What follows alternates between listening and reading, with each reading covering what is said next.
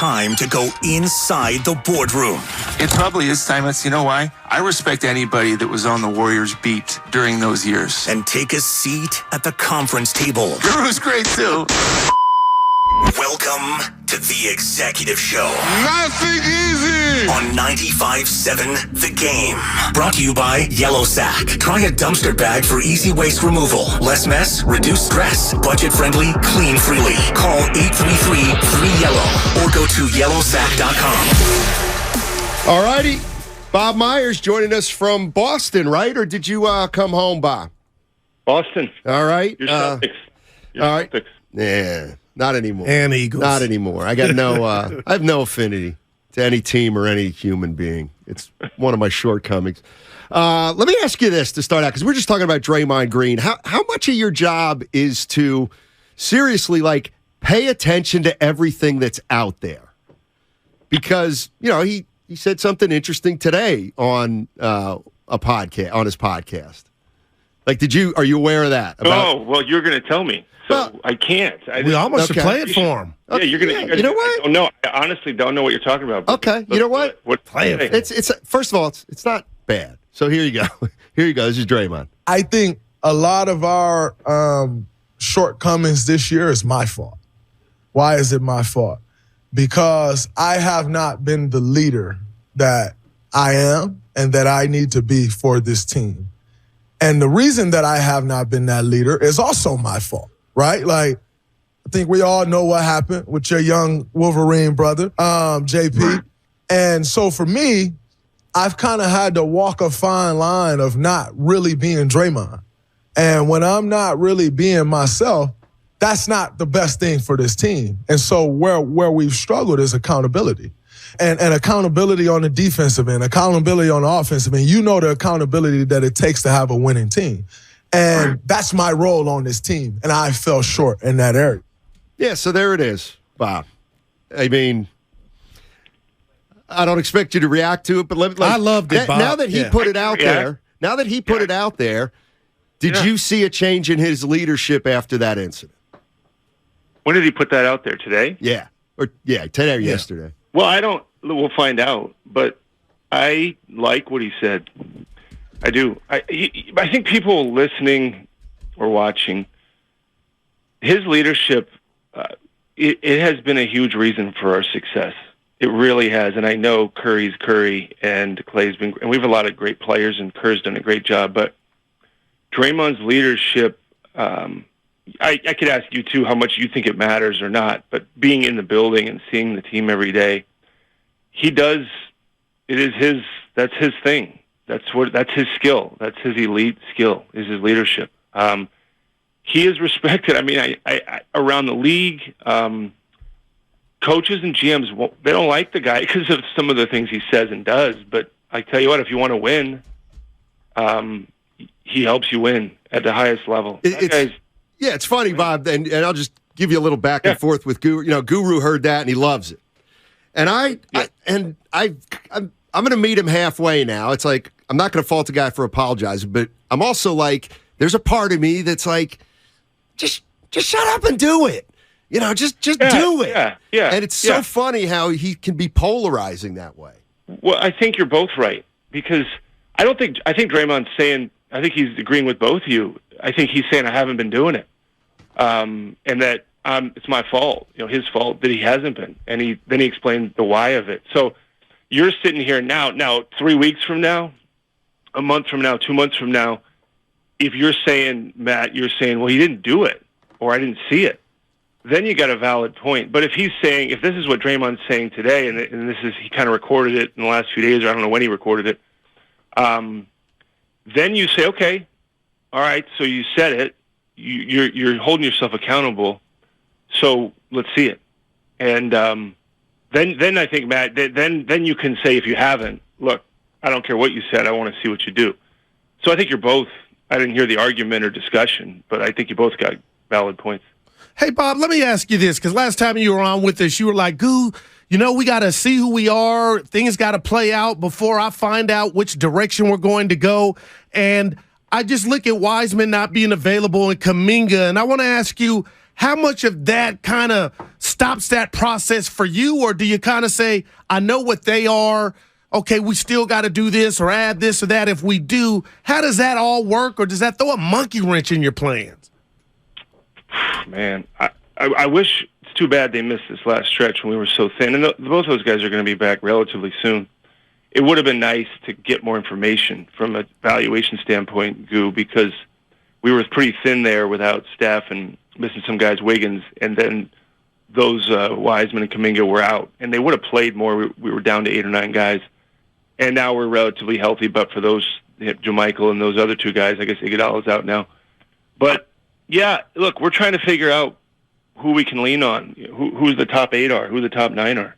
And I can't sit here and tell you that's been determined. So, yeah, that's too bad. I mean, it's not. A lot of teams deal with it, but in a perfect world, we would have had the last few weeks to see both those guys. And then you, me, Matt, anybody that's watching would have had an opinion on what they were or what they weren't.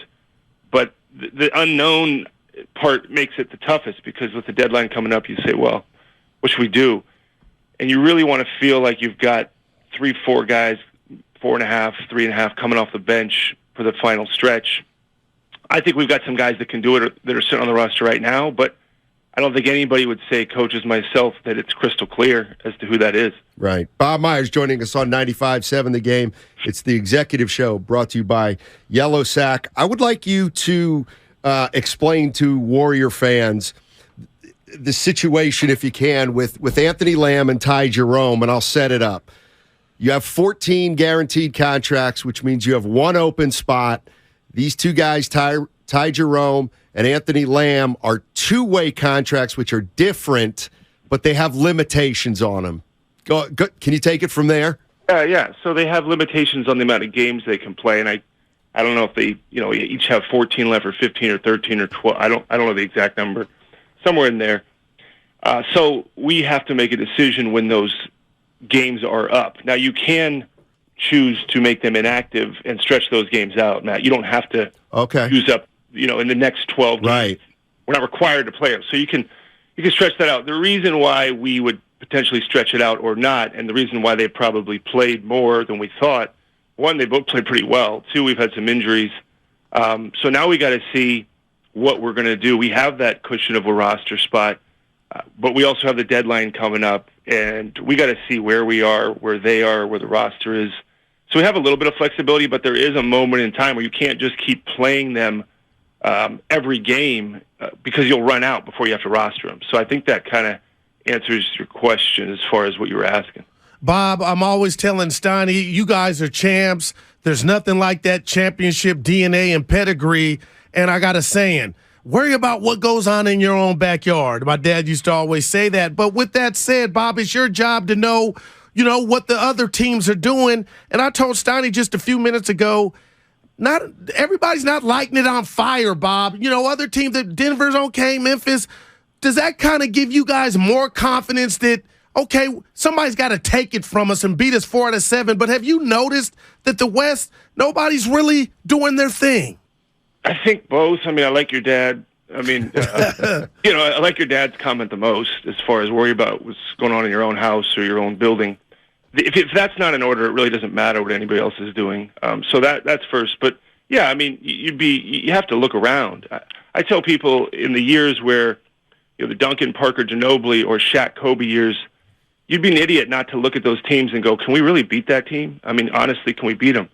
So there is part of looking around. Now, I don't think you should rely on, well, nobody's running away with it, so we're good. That's a loser mentality too. So I don't really look at, we're only 3 back from the 5 seed. That to me is not, we gotta play our best and do what we do, and hopefully for the next however many games, establish some continuity, establish some rotation, some rhythm, some consistency, and then worry about whoever we're playing. But as far as the West, yeah, I mean, there's more parity than there's ever been. I mean, we were a team that I'm sure teams looked at in the 17, 18, 19 years and said, what are we?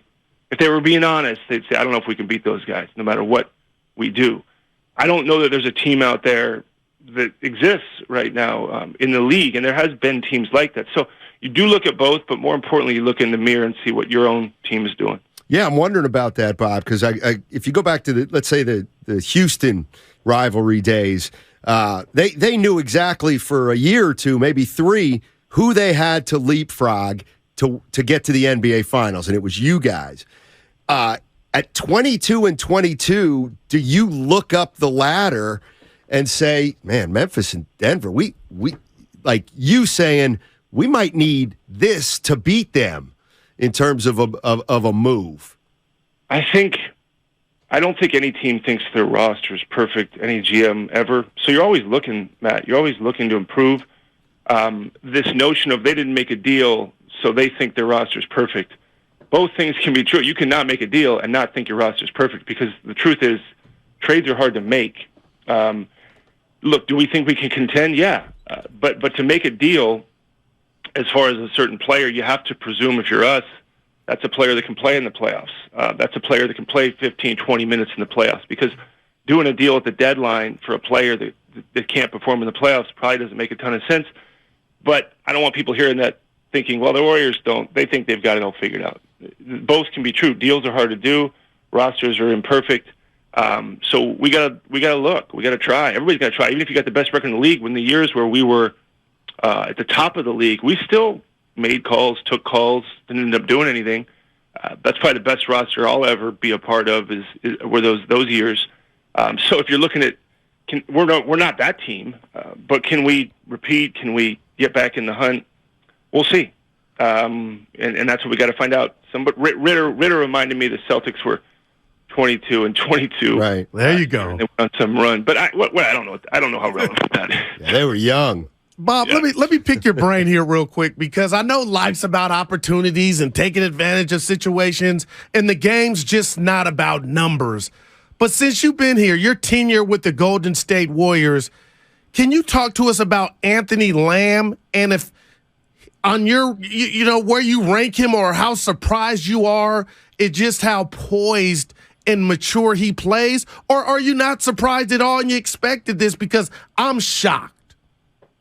Well, our group, headed by Kent Lacob and Ryan Atkinson, David Fitoki, they've done a really good job of bringing in, whether it was Peyton, going back to Toscano Anderson, Damian Lee.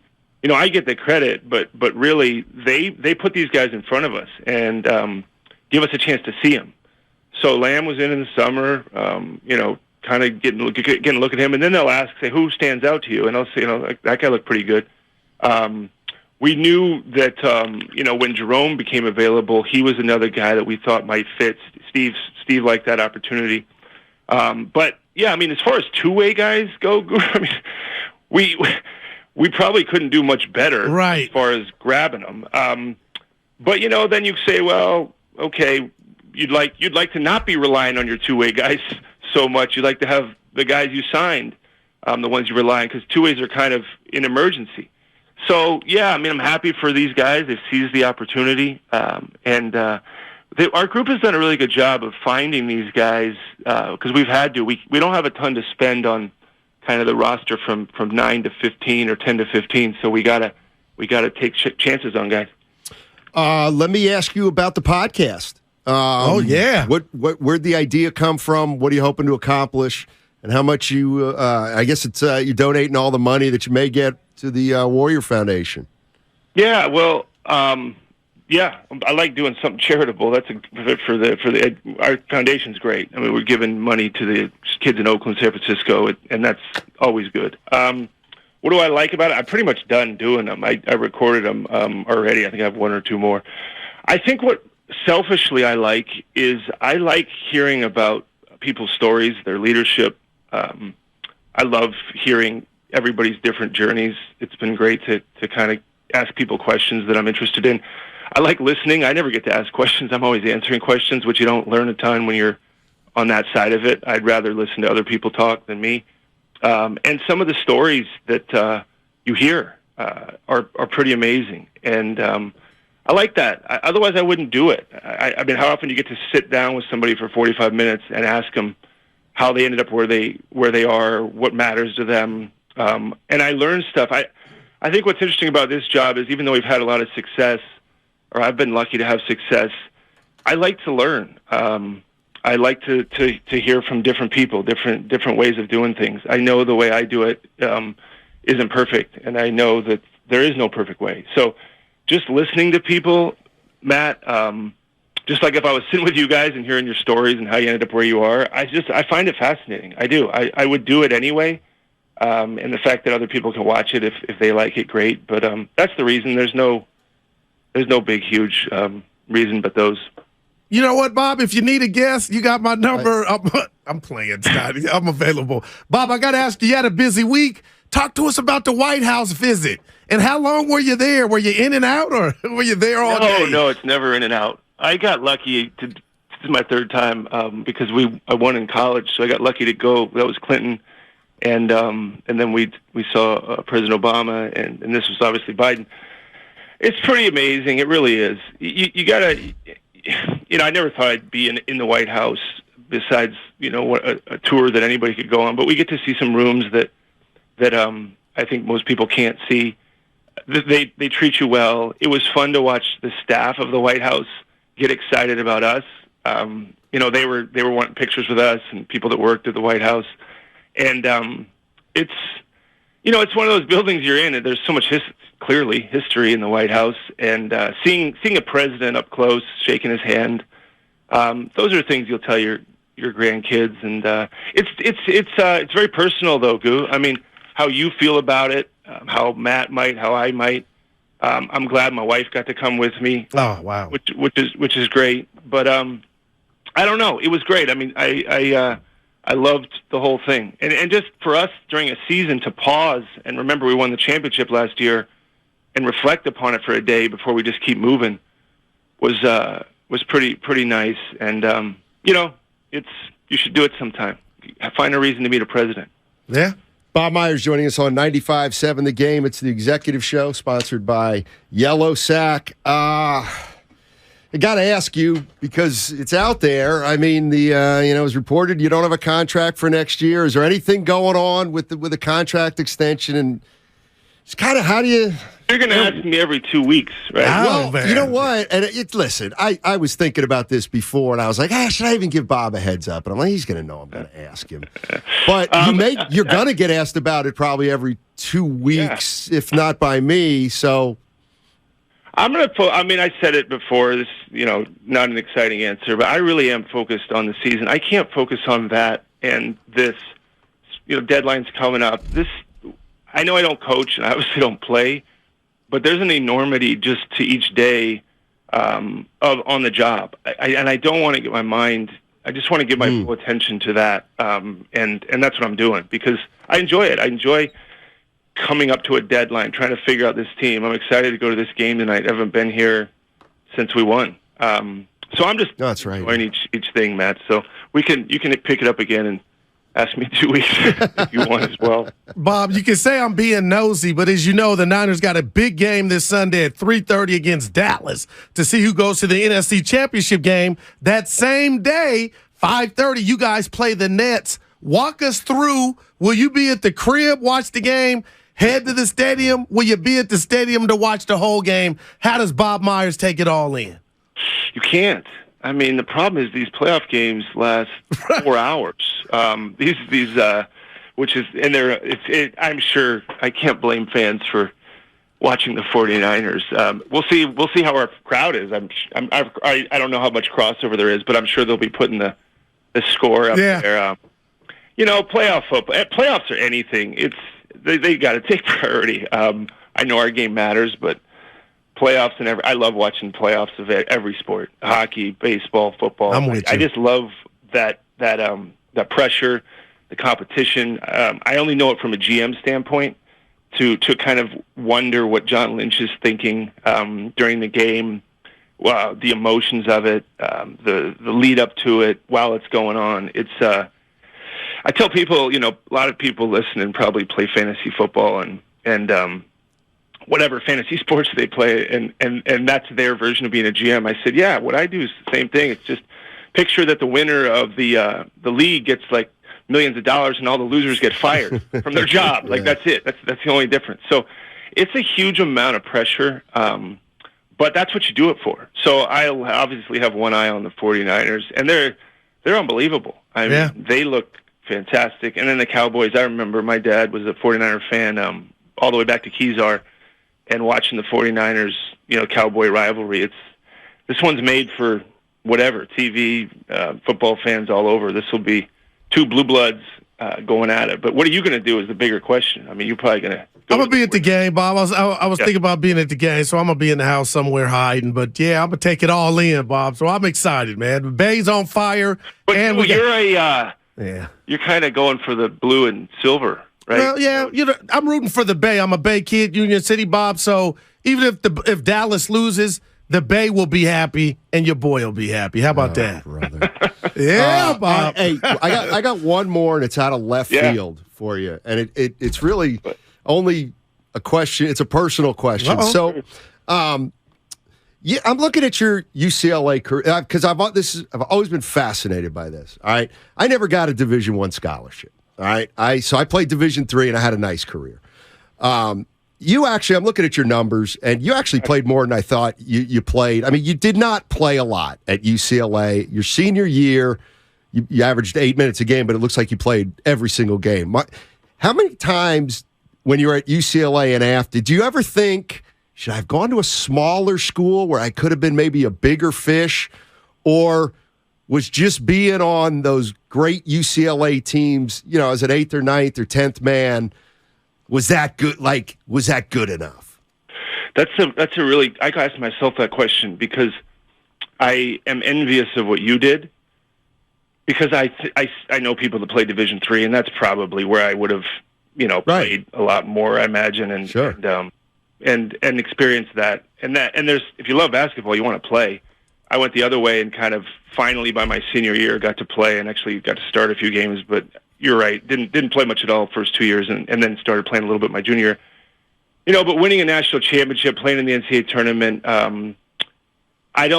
that makes it hard to wish anything else. I mean, right. That's pretty crazy. But maybe if the championship didn't happen, that would have been the thing, though, Matt. I guess for me, if you would have said low Division I and maybe not playing as much versus playing a lot of Division III, and the Division III educations are obviously world class, I might have done that. Obviously, I didn't even have a chance. Nobody. I didn't get recruited by Division III either. But then let me ask you this: putting on the UCLA jersey, and looking up at the Raptors, it wasn't just any Division I in my mind. So I don't regret it. But if I could go back, what you did for my actual how good or I was or wasn't, I would have done what you did. Like if I could have a redo and knew that interesting. Not that I would regret. Yeah, because I would have done what you did. I would have loved to have done what you did too.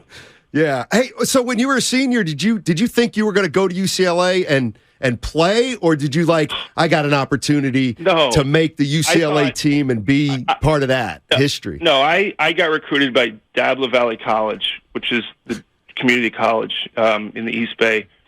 I wasn't good until my senior year of high school, and I had an all-star game at DVC, and their Coach Emilio called me and said, "Hey, why don't you come here?" And this was after my season was over, and I was already thinking my basketball was done.